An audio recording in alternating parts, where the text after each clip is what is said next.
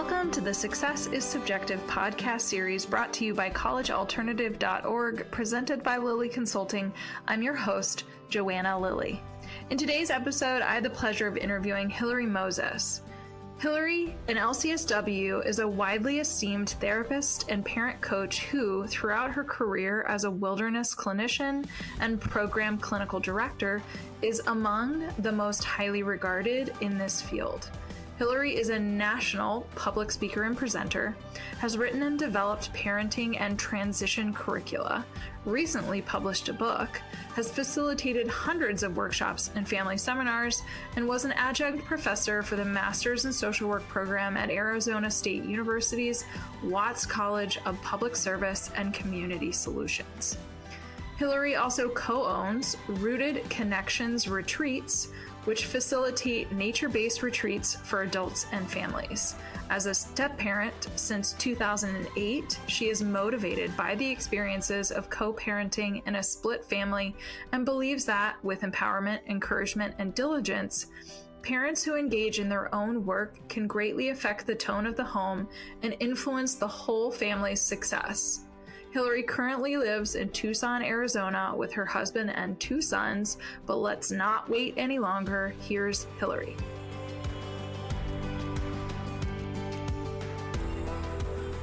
Hilary, I'm really excited to have you on the podcast. Thanks for being here. I'm super jazzed. I'm jazzed to hear your story because I don't think I know all of it. And then obviously super excited for the stuff that you're doing right now, but obviously I'm getting ahead of myself.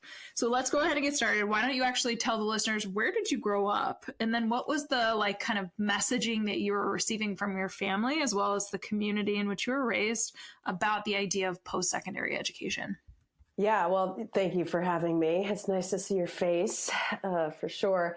So I grew up in Miami, Florida, and my parents were both hardworking professionals. And I went to a Jewish elementary school through sixth grade, and then went to a pretty high-end private high school where, everybody was going to Ivy Leagues and it was high pressure. And my parents they didn't pressure me in that way. I never got a message of, you have to be this, you have to do this, though there was the air of the assumption that college would happen, that graduate school would happen. My mother's an educational consultant. She worked with special needs kids and families, but then she also did a lot of college counseling and college consulting. And so that language was always around me. And I think I was lucky, maybe just genetically, in addition to how I was raised, that one, I was a big athlete. And so I was super into sports, and I put more pressure on myself there than I did with academics. And I always did well enough, right? I worked hard, I got good enough grades, but I never felt the pressure from myself or my family that I saw kind of eating away at the souls of my friends. And I have an older sister who took an alternate route also. She took an alternate route. And so, college wasn't her thing. And so, I saw my parents encouraging her to do it, but it was also known that it's not the only way. But for me, college and grad school seemed like my path. Oh, that's fascinating that was kind of the, again, kind of the environment that you're in is this high pressure high school, right? So all of your peers are kind of on this, the analogy of, right, everybody's swimming upstream, fighting for the same stuff. But even though your parents are kind of tied into the college world or college consulting world, or at least your mom, you didn't have that same pressure. But I'm curious, what did you end up doing then? Yeah, I went to a small liberal arts college. I think my mom tells a story at my high school graduation where Muhlenberg was the school I went to. It's in Allentown, Pennsylvania. And, they had all the graduates' names and where they were going to school, and no one had ever heard of Muhlenberg in Miami. And those kids were not going to small liberal arts schools necessarily. Oh my gosh. I'm glad you said where it was. In all honesty, I was like, I don't know where that is. Yeah, in Allentown, Pennsylvania. And really looking at soccer programs. I wanted to play soccer in college, and I didn't want it to be Division I or Division II, right? I wanted it to be fun and to be able to have a life. And so I looked at smaller schools with, decent people, decent soccer programs, and Muhlenberg. I think there were maybe 1,100 people in the school when I was there. It's a little bit bigger now. And I loved it. And I loved it in part because I was on the soccer team, and, I don't know what it would be like to go to college and not have instant relationships and kind of your people instantly. I think it's probably much more difficult, but I loved it. I played soccer. I loved my teachers, right? Small classes. I knew my teachers' names. They knew me. I needed that. And I think, and I always went to smaller schools. And maybe, I'm adopted, and relationships have always been really important to me. And so I think the small liberal arts school, which of course my mother suggested would be a good fit for me, and she was absolutely right. It was great. And then I went straight to grad school. I did it all straight through: high school, college, grad school. I stayed in the Philadelphia area. I went to Bryn Mawr for graduate school. For social work. And then where did life take you? Because I know you're not in Pennsylvania now. No.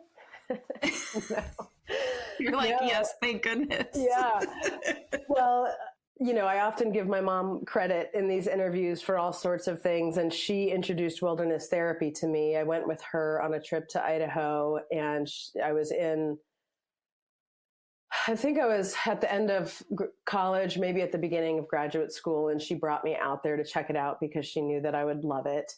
Always been an outside human, have always felt more whole being outside. And so she introduced that to me. And so I was a field staff at a wilderness program in Idaho in between my first and second years of graduate school. And then I went back and was a therapist and was a clinical director. So I lived in Idaho after I graduated from graduate school.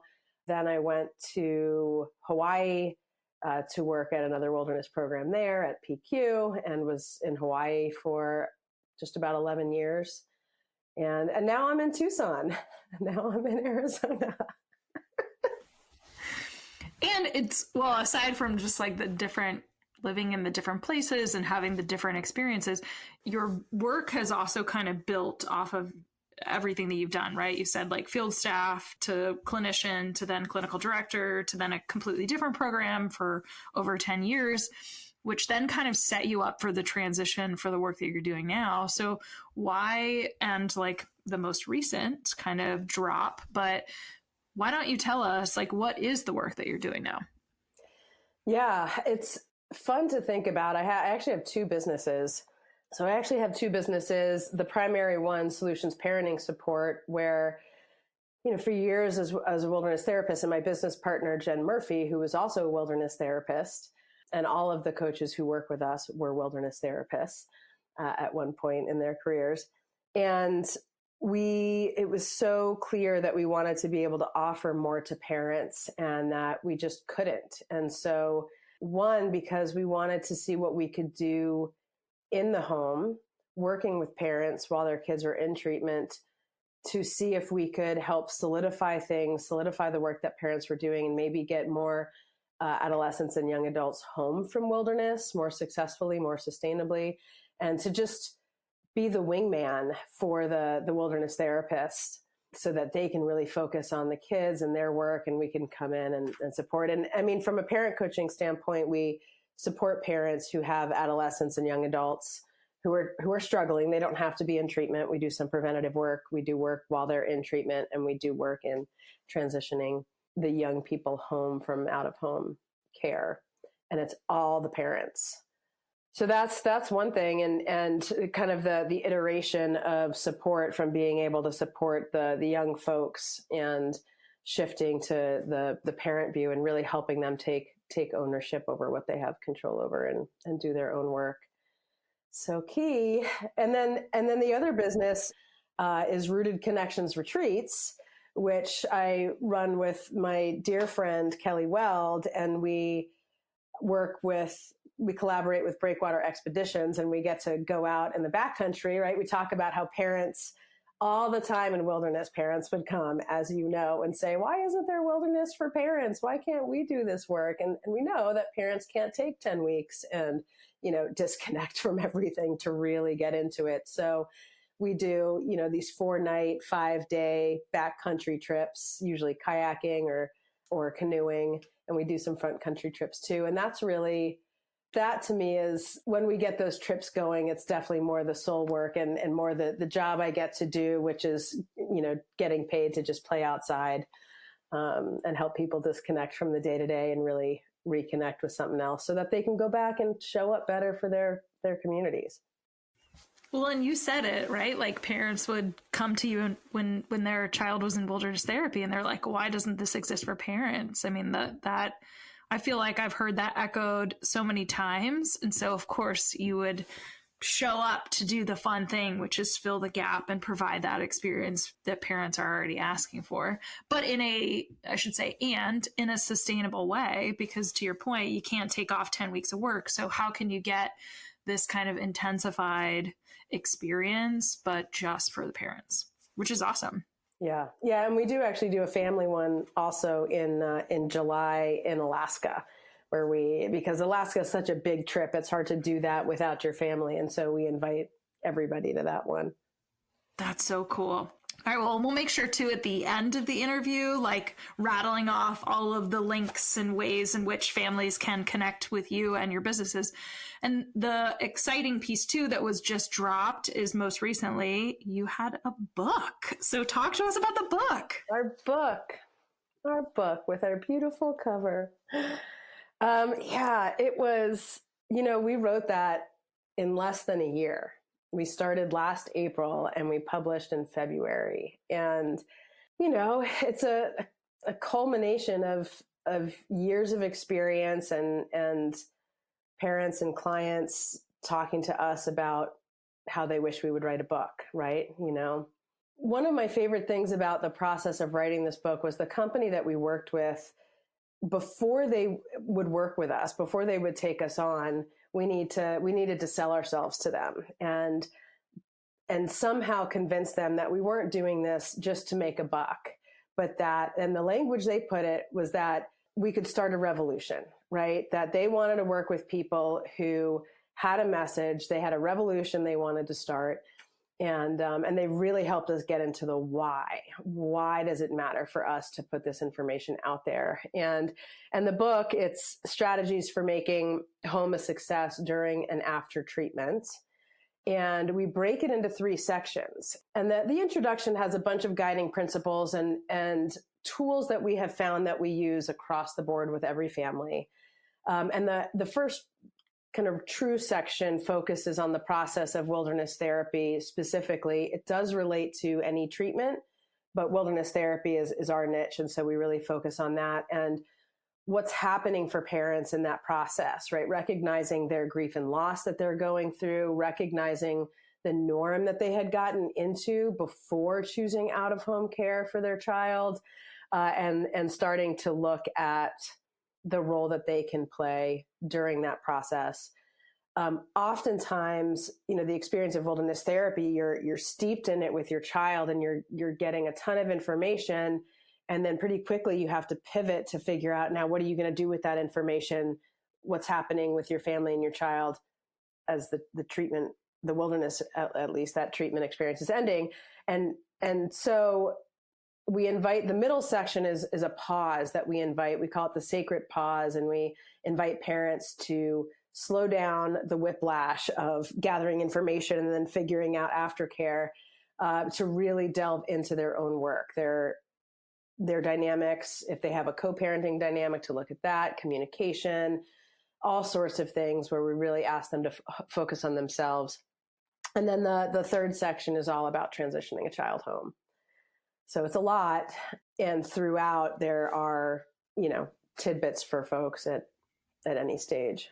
Well, I can tell you that I have actually, I'm about halfway through myself, and I've been highlighting a bunch of things, but it's exciting because honestly, let me just say quickly. So anybody that is listening to this, there's a ton of literature out there or books that have been thrown out there for the last several years as like, here's what you need to read if you have a struggling teenager or if you have a young adult struggling. I have found your book to actually be probably one of the superior books that really dives into the work that parents need to do, which to me makes clear sense, obviously, of like who wrote it, like you understand parents and what it is that parents need to process. But there were parts of the book, at least again, up to where I'm at so far, that really felt like even though it's written as if it's for a parent that is going through that wilderness therapy process or even preventative, I think it translates well to young adults. And also, so it's not,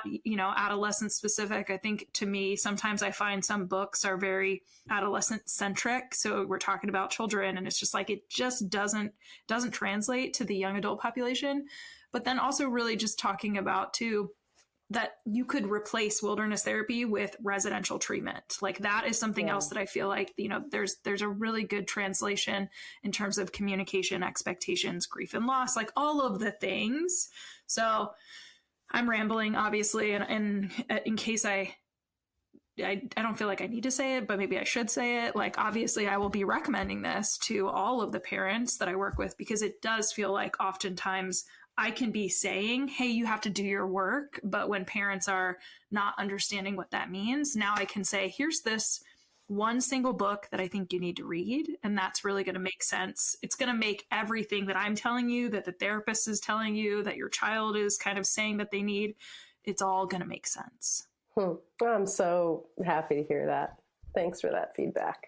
So obviously we'll have a link to like buy the book at the end. But okay, now having heard all these things, right, here's your journey up to this point. Now you're also a published writer. You own 2 businesses. I'm going to ask you this question because I ask all of my guests. Do you see yourself as successful? Yeah, I thought about that question. Yeah, absolutely. And I think that, and of course I'm a therapist, right? And so this is such a therapist-y answer. I think that a lot of my success is more in my personal work, right? My own deep dives, my willingness to look at the things, look at the buttons, look at the little things that hook me. I have a visual of, when I'm getting emotionally stirred by something, I have this visual where there's a hook that's been shot into me and it's like, oh, it hooked me. And I have these little, in Hawaii, we call them menehune. They're like, little kind of spinster elves that hide your keys and do that kind of stuff. And I have these little menehune in me who come and they find the hook and they're like, ooh, what's this one about? Right? We got to get to know this one before we can unhook it. And let's unhook it soon so you don't start reacting out of, as a result of this hook. So a lot of that personal work and just kind of willingness to look at myself and practice what I preach. And I often say that I am a parent coach so that I can be a better parent because it's hard. It is the hardest job on the planet. And my kids, they're almost 20 and almost 17. My stepkids, but I call them my kids. I've been with them since they were 1 and 4, and parenting is tough. So I feel not done, but successful with where I'm at so far in that work. And then from a business standpoint, and I guess a life standpoint with checking the boxes, I definitely feel successful. I am always learning. It's hard. There's so much to learn. I know, right? It never ends. So I'm going to ask you this next question. I think initially it's just catered towards like if you could give one piece of advice to a young adult, or like kind of this emerging adult population, maybe your stepchildren, right? Like what advice are you giving them at this point as they're kind of launching into adulthood? But I also want to ask you the same question. So I'm going to ask you to kind of answer it twice. And because of your parent coaching focus, right? And all of the experience that you have with parents and being a parent yourself, I would love to also hear, if you could give one standout piece of advice to a parent right now who has a struggling young adult or kind of, somebody that's experiencing some sort of existential crisis. What advice would you give the parent? Yeah, I love that. I think about my kids a lot in how they enact anxiety, right? That anxiety it just seems so rampant. It seems at such a different level, certainly than I experienced or I witnessed as a kid. And I think I'm lucky genetically and because of how I was raised, nature and nurture, that anxiety is not something that I have really had to deal with. I interact with people with ease. I like new experiences, right? So I have a skill set that allows that. And to me, the saddest thing that I'm witnessing is how hard it is for my kids and for other people to say yes to experiences and say yes, find their yes to get outside their comfort zone. And of course, we've got COVID and everybody was shut down for a period of time and got a huge soapbox about screen time and social media and, how that's destroying our souls and increasing anxiety and making it so easy to stay, safe with your little box. And I think my advice for young people is to do everything you can to find your safe and healthy yes, right? I don't mean yes to the unhealthy high risk experiences, but yes to the healthy risk experiences, because I think that experiences where you can witness your competency, give yourself an opportunity to develop competency, I think that's such an antidote for anxiety. So that's my advice for the young folks. And I want an addendum to that, which is when I'm asked, what do I hope young people gain from wilderness therapy? If I could have one kind of set of things that everybody's walking away with, it's the ability to truly discern when you need help, right? Or when you need support, the ability to identify who the really good people are to ask for that help from, the courage to ask for the help, and the willingness to put some of the advice into action. I think any young person with any developmental strengths or struggles, if they can do that, then they're going to make it, right? They're going to do okay. So one of my go-to teachings is about developing the wise-minded parenting gut. And, the wise mind concept certainly isn't mine, from DBT, where you're balancing the emotional and the logical or practical to find that sweet spot in between. And when I talk about parents finding the voice of their parenting gut, one, especially for parents who have been through the treatment process, and I think for all sorts of parents, there's a lot of second guessing. There's a lot of lack of assurance with the decisions they're making as parents. And the wise-minded parenting gut is really about knowing where the voice of your parenting gut is coming from, right? So if you've got your own baggage, your own trauma, your own hooks, right? You're getting hooked by little things and then parenting out of that, or you're all logic all the time, right? And you're parenting out of that. And one, to really know where the voice of your parenting gut is coming from, to do your own work so that you can trust it. I really want parents to trust themselves, but trust is earned with reliability and consistency and boundaries, and so being able to know why you can trust yourself. And it doesn't mean that every decision goes beautifully well, but that you can at least trust where you're coming from, so that. And I guess the end piece of that is, if you're trusting where you're coming from, if you know where the voice of your parenting gut is coming from, if you know that it's from a wise-minded place, and you make a decision or you make a parenting call when the stormy winds of your child blows, you can feel anchored to it. And I think as a result, then earn trust that you're the person who should be doing the job. Which is really great advice, because I do feel like there's so many parents that feel like they're adrift, right? Not anchored. And when that storm is blowing, which it's going to blow, because that's real life, right? Like, we have experiences and we react, but it's a matter of, kind of how like you said, how anchored are you to like finding that balance and being able to weather that storm? Okay, so obviously a super important question, Hilary. How do people connect with you, but also everything that you're connected with? Yeah, thank you for that. So solutionsparentingsupport.com, that's the website for the parent coaching company. You can get everything that you need, including the book, which the book, H.O.M.E, we'll put the cover up again, and I know we'll put the information on there. It's available anywhere you order books online. So it's available. It's a print per order thing. You can't find it in the store. We haven't yet done an audio recording, but we're going to. We're in the process of making that happen. So anywhere you order books online, you can get that. There is a link on the website. The nature-based retreat business is rootedconnectionsretreats.com. You can find all of that information there as well. Thank you. Well, all those links will for sure be in the show notes. And I always wrap up just by thanking my guest. I mean, everybody's story is different, but I appreciate you being here, being honest, being vulnerable, kind of, sharing your journey through young adulthood leading up to the work that you're doing now. And I always say that at least one person, right? Here's the call to action. At least one person is going to connect with you, whether it's a young adult directly or most likely a parent, right? To say like, Hilary, help me, right? Or like, connect with the book or connect with solutions.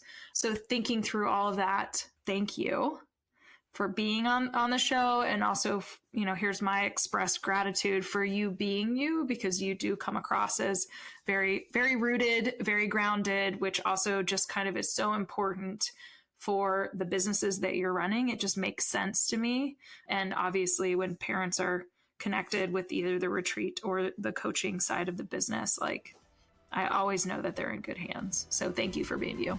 Thank you so much, Joanna. Thanks for everything that you're doing as well.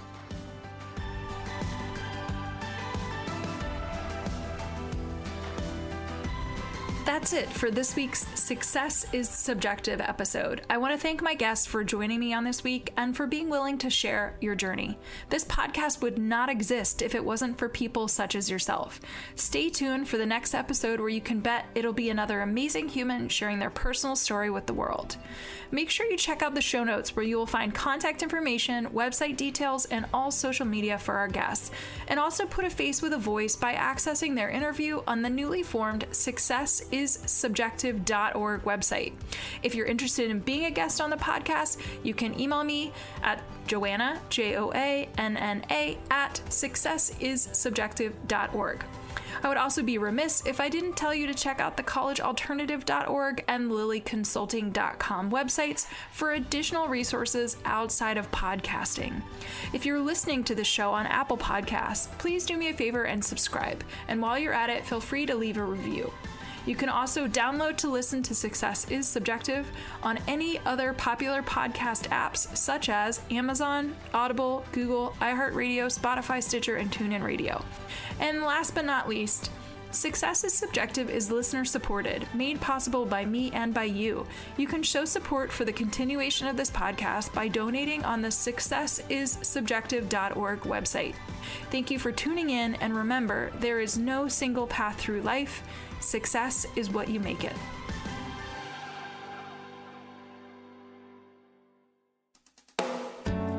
Do you have a teenager or young adult who seems to have lost their way? Maybe they need help navigating adolescence, adulthood, and decisions surrounding higher education. Or maybe they have become withdrawn, their grades are slipping, or they are flat out living a reckless lifestyle, and you're concerned about their health and well-being. If this describes what your teen or young adult is facing, a therapeutic consultant may be able to help. Mental health, addiction recovery, and higher education can all be equally expensive. While information is everywhere, how do you know what option is the best one for your family? Some parents have the time to research and navigate this on their own. Some don't. If the latter applies to you, enter therapeutic consultants. Therapeutic consultants, like Joanna, listen to your family's specific needs and advocate on behalf of your loved one. TCs will research therapeutic resources, recommend treatment programs, and assist during adulthood transitions. Not being affiliated with any program, their support is completely objective and catered toward the best interest of each unique family. To find a qualified therapeutic consultant to work with, check out TCA, also known as the Therapeutic Consulting Association. Their website is therapeuticconsulting.org, all one word. Again, that's therapeuticconsulting.org. Then click the Find a Pro tab up at the top.